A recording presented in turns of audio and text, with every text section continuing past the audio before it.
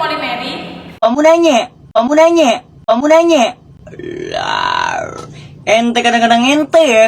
Polimeri adalah interaksi antar gen-gen yang berbeda alel yang memunculkan satu fenotip dan bersifat kumulatif atau saling menambah. Polimeri merupakan suatu pola di mana satu sifat ditentukan oleh banyak alel. Contohnya seperti pada persilangan genotip BB menunjukkan biji bulat. Banyak alel ini menentukan biji bulat ini karena banyak alel menentukan suatu sifat, di mana perbandingan dari F2-nya adalah 16:1.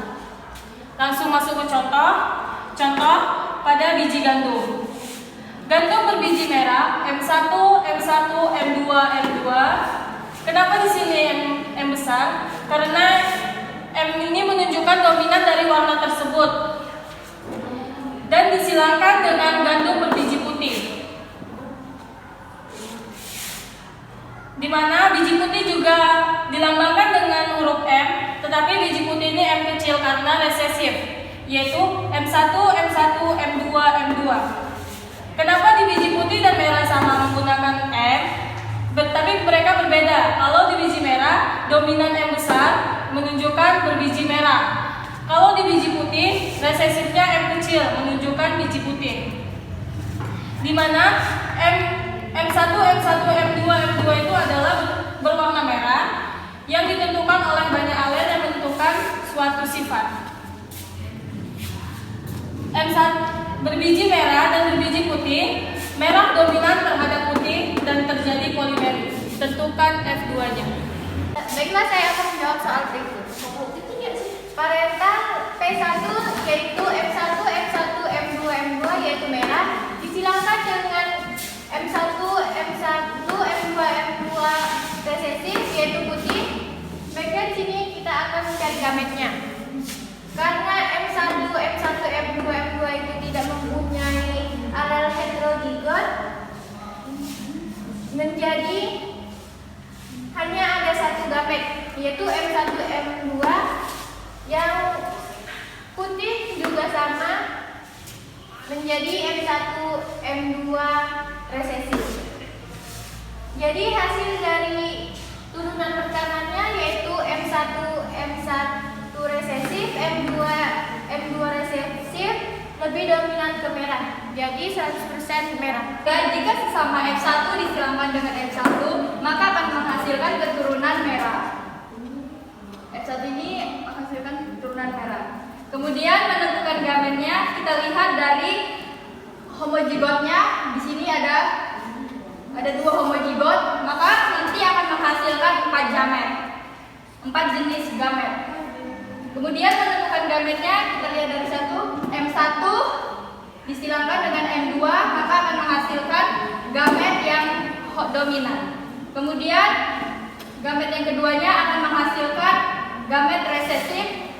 Kemudian kita lihat lagi dari homozigotnya, M1 diapain dengan M2, maka akan menghasilkan gamet yang dominan, dan yang keempatnya jenisnya akan menghasilkan gamet yang resesif. Sama seperti F1-nya juga bakal menghasilkan seperti ini. Kemudian kita masukkan ke dalam tabel, maka nantinya akan menghasilkan 16 keturunan. Seperti ini 16 keturunannya. Oke, seperti ini. Jika dia di setiap kolom dia mempunyai M-nya besar, maka dia lebih dominan berwarna merah. Seperti berikutnya. Berikutnya, kalau dia ada M dalam kolom dia ada M besar, berarti dia merah. Kalau dia seperti ini, tidak ada warna merahnya, dia lebih ke resesif, yaitu berwarna putih. Jadi intinya, jika dia ada M besar, maka dia berwarna merah. Ini juga ada M besar, dia merah. Ada M besar, dia merah. Seperti ini, dia tidak ada M besarnya, lebih resesif M kecil, maka dia berdominan putih. Jadi bisa dibandingkan 15:1, yaitu merah banding putih, lebih kebanyakan dominan berwarna merah. Baiklah, di sini saya akan membuktikan dominan dari setiap warna di kolom-kolom ini. Di sini ada M besar, M besar, M besar, M besar. M besar ini lebih dominan ke warna merah.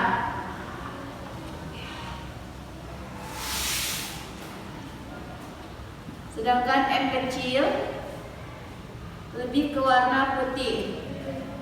Jadi kita buktikan di sini karena ada M besar, M besar, M besar, M besar, maka dominannya ke warna merah. Di sini M besar, M besar, M kecil, dia lebih dominan ke warna merah atau M besar karena memang lebih dominan ke M besar.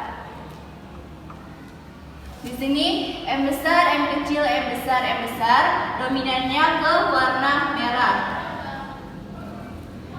Lanjut, M besar, M kecil, M besar, M kecil lebih dominan ke warna merah. Terkecuali pada tabel pada kolom terakhir M kecil, M kecil, M kecil, M kecil ini lebih dominannya ke warna putih. Ini bisa diisi dengan M besar 1 dan kemudian M besar 1, M2, M2 sama dengan ini merah ya. Kemudian bisa juga menjadi M besar 1, M1, ini M2 besar dan ini M kecil. Jadi yang jelas ini akan menjadi 9 untuk M1 dan M2. Sekian penjelasan dari kami. Assalamualaikum.